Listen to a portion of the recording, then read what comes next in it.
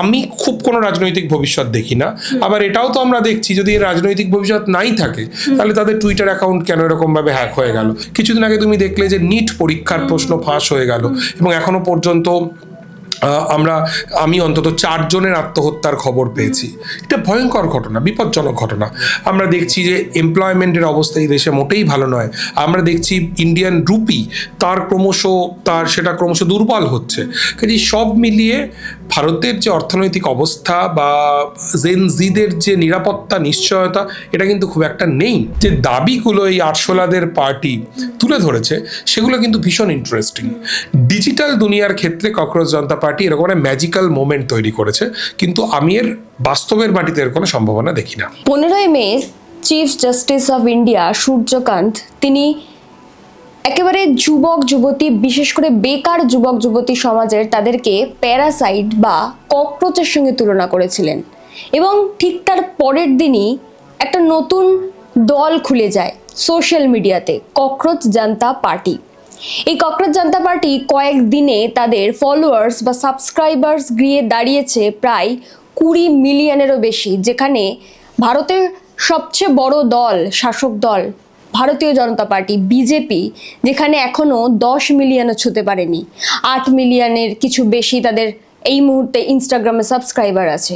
কিন্তু এই ককরোচ জনতা পার্টি, এই যে তাদের এত পরিমাণে ফলোয়ার্স বা সাবস্ক্রাইবার্স বেড়ে যাওয়া, কি কারণ? বা ককরোচ জনতা পার্টি আগামী দিনে কি সত্যি সমাজে কোনো গুরুত্বপূর্ণ ভূমিকা রাখতে পারে? জেনজিরা কি সত্যি এই সমাজ গড়ার কারিগর হতে পারে আগামী দিনে? এই নিয়ে কথা বলবে। এর মধ্যে আমার সঙ্গে রয়েছেন সাংবাদিক অর্ক ভাদুরী। দাদা, এই যে ককরোচ জনতা পার্টি হঠাৎ করে তৈরি হওয়া, এবং হঠাৎ করে না হোক একদিনের মধ্যেই তৈরি হওয়া, এবং কয়েকদিনের মধ্যেই 20 মিলিয়ন তাদের ফলোয়ার্স ছাপিয়ে গেছে, কি মনে হয় এই যে দল, সেটা বিশেষ করে জেনজি, তারা কি সত্যি নেপালের মতন ভারতেও তেমন কিছু সম্ভব, মানে জেনজি সমাজ গড়তে পারবে ভারতে? আমরা যদি গত কয়েক বছরের দক্ষিণ এশিয়ার রাজনৈতিক প্রবণতার দিকে তাকাই তাহলে আমরা দেখব যে আমাদের যে 3টে প্রতিবেশী দেশ, শ্রীলঙ্কায় প্রথমে, তারপরে বাংলাদেশে এবং তারপরে নেপালে, জেনজি বা একদম তরুণ প্রজন্মের ছেলেমেয়েরা তাদের আন্দোলনের মাধ্যমে সরকার বদলে গিয়েছে। বিশেষ করে নেপালে রাজাপাক্ষে এবং বাংলাদেশে শেখ হাসিনা, তারা দেশ থেকে পালিয়ে যেতে বাধ্য হয়েছেন। শেখ হাসিনা এখনো দেশে ফিরতে পারেননি এবং নেপালেও আমরা দেখলাম যে কেপি ওলির সরকার পতন ঘটেছে। কিন্তু ভারতবর্ষে কি সেটা হতে চলেছে ককরোচ জনতা পার্টির মাধ্যমে? আমার এক্ষুনি সেটা মনে হয় না। এই মনে না হওয়ার দুটো কারণ আছে। ক্যাটেগরিক্যালি বলি, শ্রীলঙ্কায় যখন আরাগালায়া গণ অভ্যুত্থান হচ্ছে এবং তারপরে আমি একাধিকবার শ্রীলঙ্কায় গিয়েছি এবং পোস্ট আরাগালায়া এবং আরাগালায়ার সময়ের শ্রীলঙ্কার পরিস্থিতি আমি কভার করেছি। সেখানে আমার যেটা দেখতে গিয়ে আমার মনে হয়েছে যে আন্দোলনটা যতক্ষণ পর্যন্ত, রাজাপাক্ষের বিরুদ্ধে প্রতিবাদটা যতক্ষণ পর্যন্ত ডিজিটালি সীমাবদ্ধ ছিল ততক্ষণ পর্যন্ত কিন্তু রাজাপাক্ষের কোনো বিপদ ঘটেনি। কিন্তু যখনই আন্দোলনটা মোবাইলের স্ক্রিন বা ল্যাপটপের স্ক্রিন থেকে রাজপথে নেমে এলো এবং লক্ষ লক্ষ মানুষ তারা বিরাট জমায়েত করলেন, গল দ্য ফেস তারা দখল করে নিলেন এবং সরকার দমন করতে চাইলো আন্দোলন দমন হলো না, তারপরে তারা সমস্ত সরকারি বিল্ডিংস দখল করে নিলেন, তখন কিন্তু এই ক্ষমতার পট পরিবর্তনটা ঘটলো। একই কথা বাংলাদেশের ক্ষেত্রেও বলা যায়। শেখ হাসিনার আমলে নানান রকম অসন্তোষের জায়গা ছিল, নির্বাচন হচ্ছে না থেকে শুরু করে নানা কিছু তার বিরুদ্ধে অভিযোগ ছিল, কিন্তু কোনোটাতেই কিছু হচ্ছিল না। তার কারণ রাজপথের গণ আন্দোলনের তীব্রতা ততখানি ছিল না যতখানি সরকারকে ফেলে দিতে পারে। সেইটা আমরা দেখলাম জুলাই এবং আগস্ট 2024 সালে, এবং শেখ হাসিনাকে দেখলাম হেলিকপ্টার করে তিনি পালিয়ে যেতে বাধ্য হলেন এবং বাংলাদেশে পট পরিবর্তন ঘটে গেল। নেপালের ক্ষেত্রেও তাই। নেপালে গত 1.5 দশকে বারবার সরকার পরিবর্তন হয়েছে। 3টে মূল রাজনৈতিক দল তারা কার্যত জনগণের যে প্রত্যাশা সেটাকে কোনো মর্যাদাই দেয়নি, গণতন্ত্রটা ছেলে খেলার বস্তু হয়ে গিয়েছিল। কিন্তু তাও কিন্তু কিচ্ছু হয়নি যতক্ষণ পর্যন্ত না রাজপথে অতখানি শক্তি নিয়ে তরুণ প্রজন্ম কিছু করতে পেরেছে। এখনো পর্যন্ত অন্তত গত 96 ঘন্টায় যা কিছু দেখতে পাচ্ছি তাতে প্রাথমিকভাবে আমার মনে হয়েছিল যে এটা ককরোচ জনতা পার্টি এটা একটা বড়সড় ডিজিটাল যুব বিদ্রোহ। কিন্তু এখন খানিকটা সেই অবস্থান থেকে সরে এসে আমার মনে হচ্ছে এটা একটা বড়সড় ডিজিটাল যুব প্রতিবাদ বা বিক্ষোভ, এটা কোনোভাবেই বিদ্রোহ নয়। এবং আমি এখনো পর্যন্ত এটা দেখছি না, এই সম্ভাবনা দেখছি না যেখানে ওই মোবাইল বা ল্যাপটপের পর্দা থেকে এই বিক্ষোভটা রাজপথে চলে আসতে পারে। আমি অন্তত এরকম কোনো সম্ভাবনা দেখছি না। কিন্তু যেটা খুব ইন্টারেস্টিং সেটা হচ্ছে যে পয়েন্টগুলো, যে দাবিগুলো এই আরশোলাদের পার্টি তুলে ধরেছে সেগুলো কিন্তু ভীষণ ইন্টারেস্টিং। এবং তার মধ্যে একটা বড় পয়েন্ট কি, একটা হচ্ছে মহিলাদের রিজার্ভেশনের প্রশ্ন, হুইচ ইজ ভেরি ইম্পর্টেন্ট। রাজনীতির সঙ্গে বিচার ব্যবস্থার ফারাক ঘটানোর কথা তারা বলছে। বিচারপতিরা মেয়াদ শেষ হলেই রাজ্যসভায় এমপি হয়ে যাবেন, এরকমটা করা যাবে না তারা বলছে। দল বদলু বা পাল্টিবাজদের বিরুদ্ধে ব্যবস্থা নেওয়ার কথা তারা বলছে। আর যেটা তারা বারবার করে যে জিনিসটাকে সামনে আনছে সেটা হচ্ছে দুর্নীতির বিরোধিতা করতে হবে, করাপশনের বিরোধিতা করার কথা তারা বলছে। এই যে দাবিগুলো, এই প্রত্যেকটা দাবি খুব গুরুত্বপূর্ণ দাবি এবং এই প্রত্যেকটা দাবি একদিক থেকে দেখলে ভীষণ জনপ্রিয় দাবি। কিন্তু এই দাবিগুলোকে আরও জনপ্রিয় করে তোলা এবং বিপুল অংশের মানুষকে তার মধ্যে সংগঠিত করে রাস্তায় নেমে আসা, এইটা করবার জন্য যে পরিকাঠামো দরকার, যে আন্দোলনের তীব্রতা দরকার এবং সরকার বিরোধী যে প্রবল হাওয়া দরকার, এই কোনোটাই এখনো পর্যন্ত ভারতে আছে বলে আমার মনে হচ্ছে না। এই যে ককরোচ জনতা পার্টির যিনি ফাউন্ডার অভিজিৎ দীপকে, ওনার সাথে তো অরবিন্দ কেজরিওয়ালের অনেক ফটো ওনার টুইটারে দেখা গেছিল। তো এটা নিয়ে অনেকেই প্রশ্ন তুলছে যে তিনি তো নিজেই করাপ্টেড একটা পার্টির সঙ্গে যুক্ত ছিলেন, তাদের সোশ্যাল মিডিয়াতে দেখা গেছে। তো কি মনে হয় যে এটা কোনো বেস রয়েছে ককরোচ জনতা পার্টির? প্রথম কথা হচ্ছে এই যে ছেলেটি একজন প্রবাসী ভারতীয় ছাত্র, সে আম আদমি পার্টির সোশ্যাল মিডিয়া টিমের একজন সদস্য ছিল। কিন্তু 2023 থেকে সে 23 পর্যন্ত ছিল এবং তারপরে সে আমেরিকায় গিয়ে তার নিজের ক্যারিয়ার করতে শুরু করে। এবং এটাও মনে রাখার দরকার যে আমি আগেও সেটা একাধিক জায়গায় বলেছি বা লিখেছি যে ককরোচ জনতা পার্টির প্রতিষ্ঠাতা, তার অতীত, তার বর্তমান, তার ভবিষ্যৎ কাটাছেঁড়া করার মতো গুরুত্বপূর্ণ তিনি নন। তিনি এমন ইম্পর্টেন্ট লোকই নন। তিনি একটা স্যাটায়ার পেজ খুলেছিলেন। তিনি আমাদের প্রধান বিচারপতির মন্তব্যের প্রতিবাদে একটা স্যাটায়ার পেজ খুলেছিলেন, তাই না? সেই স্যাটায়ার পেজটা, সেই বিদ্রুপটা এত লোক সাবস্ক্রাইব করছেন, এত দলে দলে লোক তার মেম্বার হয়ে যাচ্ছেন। তার মানে যে বিষয়টা নিয়ে তিনি স্যাটায়ার করেছিলেন সেই বিষয়টার একটা রাজনৈতিক সমর্থন রয়েছে, ব্যাপকভাবে রাজনৈতিক সমর্থন রয়েছে, তাই না? এবং সবচেয়ে ইন্টারেস্টিং হচ্ছে কেন এত মানুষ, তোমার কি মনে হয় কেন এত মানুষ তারা ককরোচ জনতা পার্টিকে লাইক করছে, তারা কেন সাবস্ক্রাইবার হচ্ছে, কারণটা কি? বিশেষ করে জেনজিরা হচ্ছেন বা তাদের এই শতাব্দীতে জন্ম তাদের, তার কারণ হচ্ছে সূর্যকান্ত তার মন্তব্যের মাধ্যমে এই যে আনএমপ্লয়েড ইউথ তাদেরকে অপমান করেছিলেন। তাদেরকে অপমান করেছিলেন এই বলে যে তারা আরটিআই বাজি করে, রাইট টু ইনফরমেশনকে ব্যবহার করে ইন্ডিপেন্ডেন্ট মিডিয়া খুলে তারা এই ব্যবস্থাকে অস্বস্তিতে ফেলতে চায়, তারা আরশোলার সঙ্গে তুলনীয়। এই অপমানটাকেই ককরোচ জনতা পার্টি নিজের অভিজ্ঞান করে নিল। কাজেই এটার নাম যদি অভিজিৎ দীপকে না হয়ে অরিজিৎ দীপকে হতো বা কোনো বা মোহন তালুকদার হতো, তাহলেও এটা খুব একটা কিছু যায় আসতো না। কারণ উনি এমন গুরুত্বপূর্ণ কিছুই নন, উনি তার রাজনৈতিক জীবন বলেই কিছু নেই, রাজনৈতিক অ্যাচিভমেন্ট বলেও কিছু নেই। ইম্পর্টেন্ট হচ্ছে কথাগুলো, ইম্পর্টেন্ট হচ্ছে দাবিগুলো। সরাসরি বলছেন আদানি আম্বানি নিয়ন্ত্রিত যে গদি মিডিয়া, সেই গদি মিডিয়ার ওপরে গদি মিডিয়া হওয়া যাবে না।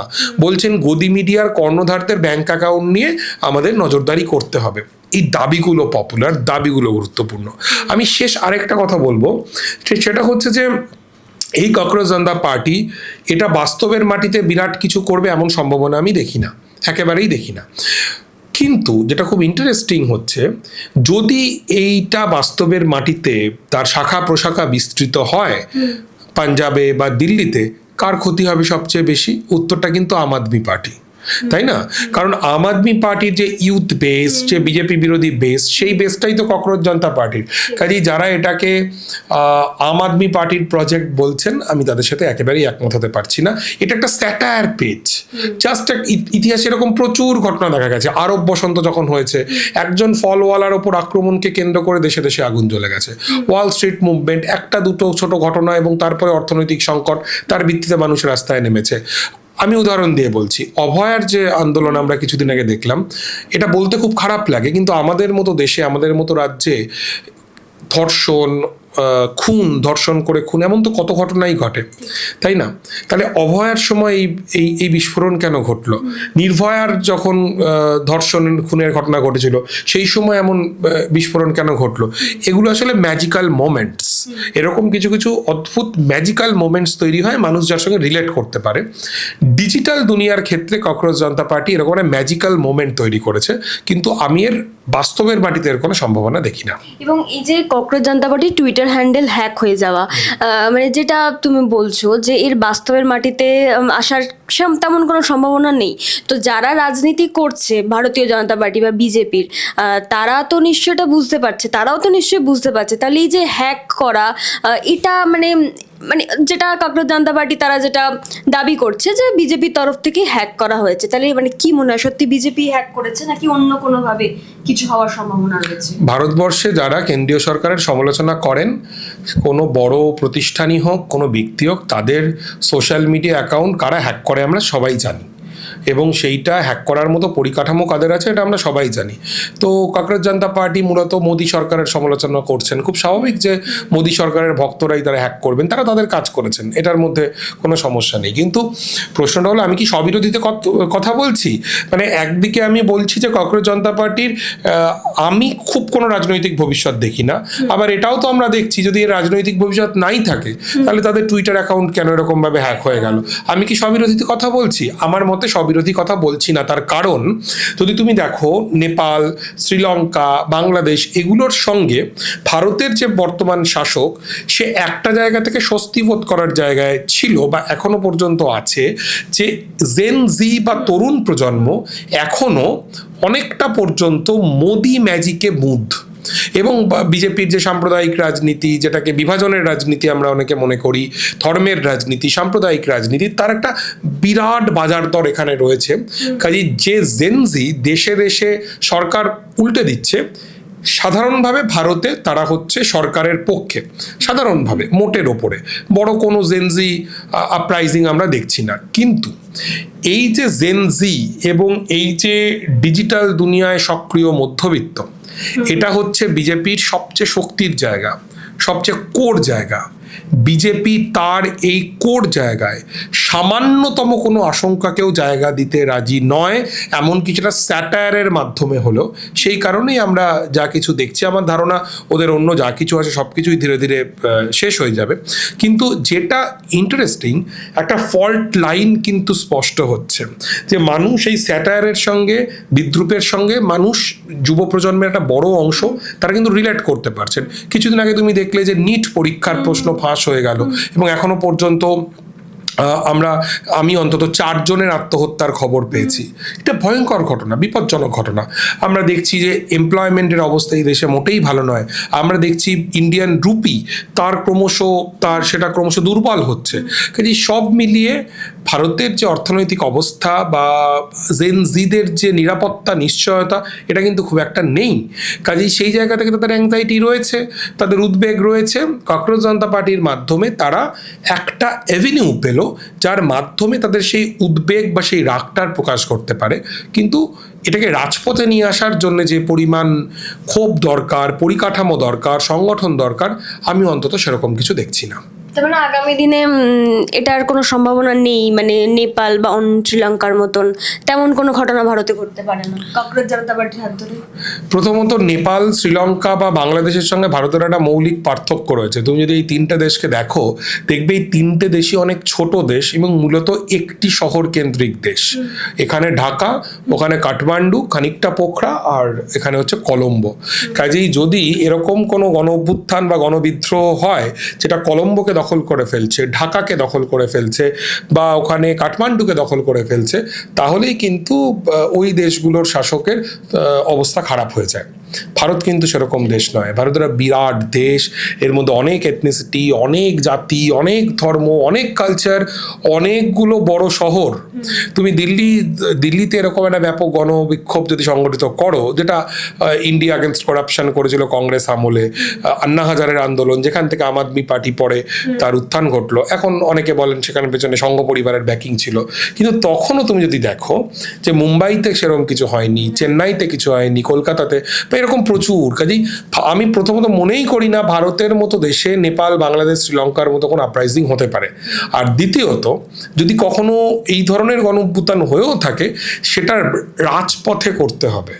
ককরোচ জনতা পার্টি কিন্তু একটা ডিজিটাল আন্দোলন, ব্যাপক শক্তিশালী সমর্থন পাওয়া, গণসমর্থন পুষ্ট ডিজিটাল আন্দোলন, কিন্তু রাজপথে কিন্তু এইটার কোনো এখনো অবধি আমি কিছু দেখতে পাইনি। বরং আমি তোমায় বলবো যে 2 মাস আগে নয়ডা সহ উত্তর ভারতের বিস্তীর্ণ অঞ্চলে যে শ্রমিক আন্দোলন হলো, নতুন ধরনের শ্রমিক আন্দোলন, যাদের হাতে হয়তো লাল পতাকা নেই কিন্তু মাথায় ইয়েলো হেলমেট আছে, ওই হলুদ হেলমেটটাই হচ্ছে তাদের প্রতিরোধের চিহ্ন। এই ধরনের আন্দোলন বরঞ্চ রাষ্ট্রের পক্ষে খাতায় কলমে অনেক বেশি বিপদের। ডিজিটাল আন্দোলন ককরোচ জনতা পার্টির মতো তাদের বোধহয় অতখানি বিপদের সম্ভাবনা নেই। আর শেষ যেটা, ককরোচ জনতা পার্টি কী কী বলছে তাই নিয়ে তো আমরা কথা বললাম, তাই না? কী কী বলছে না যদি সেদিকে একটু তাকাই, আমাদের এই মুহূর্তে ভারতবর্ষে সবচাইতে বড় বিপদ হচ্ছে সাম্প্রদায়িক শক্তির ব্যাপক উত্থান এবং আগ্রাসন, তাই না? মাইনরিটিদের বিপন্নতা, সংবিধানের যে ধর্মনিরপেক্ষ তার আদর্শ সেইটা আক্রান্ত হচ্ছে। যদিও তারা নিজেদের নামে, যেহেতু তারা সংবিধান থেকে শব্দ ধার করছে, সেকুলার সোশ্যালিস্ট এগুলো বলছে, কিন্তু সরাসরি তারা এই বিভাজনের রাজনীতির বিরুদ্ধে কিন্তু কোনো কথা বলছেন না। আমার মনে হয় ভারতের বর্তমান যে রেজিম, ভারতবর্ষে হিন্দুত্ববাদী রেজিম ক্ষমতায় রয়েছে, তাদের বিরুদ্ধে কথা বলবার জন্য এই কথাগুলো বলাও খুব জরুরি। কিন্তু এখনো পর্যন্ত ককরোচ জনতা পার্টি সেরকম কিছু বলছে না।